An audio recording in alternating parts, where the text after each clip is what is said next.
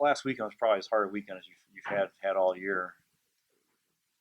But this time of year, can you really do anything different in practice to try to? Well, we certainly, you spent some. There was, I'm sure we stepped on some toes in video today, and we had a good meeting. I mean, it's my job, it's our job to hold these guys accountable, and there's some areas of our game that we have to clean up. I don't think it's for lack of effort. Our compete level is fine. I think it's more of just our willingness to support pucks. Way too many turnovers this weekend. You get concerned as a coach. Sometimes like I said, if that compete level or that guys aren't battling or paying the price to win, you worry about that. But for me, it's our puck support has to be much better.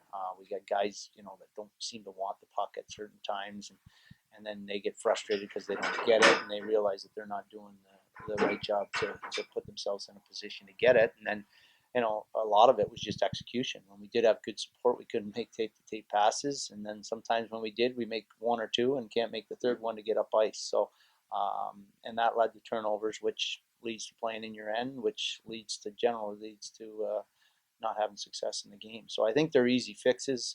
Both practices have been good. I think a little bit of that has to do with we're going to have some healthy guys that have played out of the lineup here. If not this weekend, certainly coming up. Will you continue to tinker with lines? Yeah, I think I liked Zajac with Sislo and Whitney. I thought they had a pretty good game. With that being said, Sis is playing well. Witt and Kelly have to pick up their games a little bit, and that's been addressed. And then Sestito with Thompson and Mateau, we had a good conversation with Boucher about coming back into the lineup, and we'll see. It's so far in practice, it's been good. We now certainly have a lot more options with the amount of bodies we have here. So we'll see as the week progresses, but we've done some things in practice and got some looks at some guys. You trying to send maybe a message to Boucher? This is the second time this year. I had a good conversation with him. He knows he's struggling, and sometimes he's a young kid, and he wants to win, and he gets frustrated with himself, and sometimes that leads to frustration with other people, and that's not just him. I think that was our team this weekend.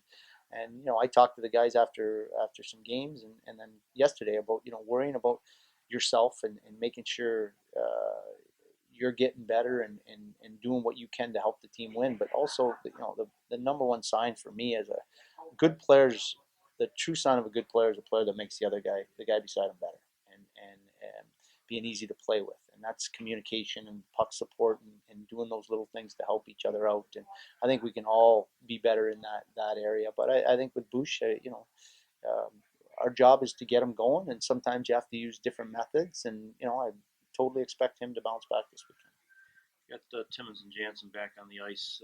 Is it getting to the point now where you can maybe project a possible time when they could play a game? Conversation today and into tomorrow. I think Jansen should be available this weekend because he's been skating.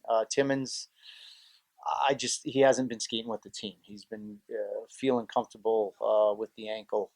We've just moved him this week, so I think if we can get him into battling and leaning on it the rest of the week, and then most likely, if everything goes well, I would estimate him being back next week. What do you think of Robert this past week? I think he's good. I thought the third game maybe a little slow moving the puck in his feet, which is understandable. But we made the decision to keep him in because we thought he looked good.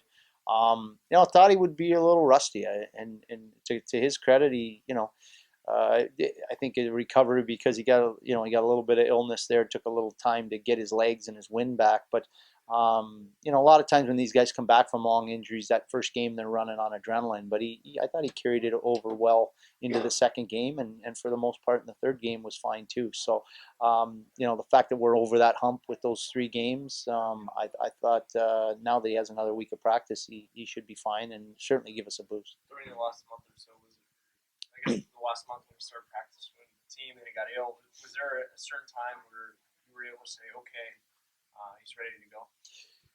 Really, just last week, and it was up to him. And I think we kind of sometimes you got to put the pressure on the player. You say you're ready, but you got to show me you're ready in practice. And up to that point, he felt he was ready 2 weeks ago, and we just, he had some skates that he didn't recover well from, and he was getting tired quick. And like I said, that was just, he wanted to still play, but we felt he wasn't ready.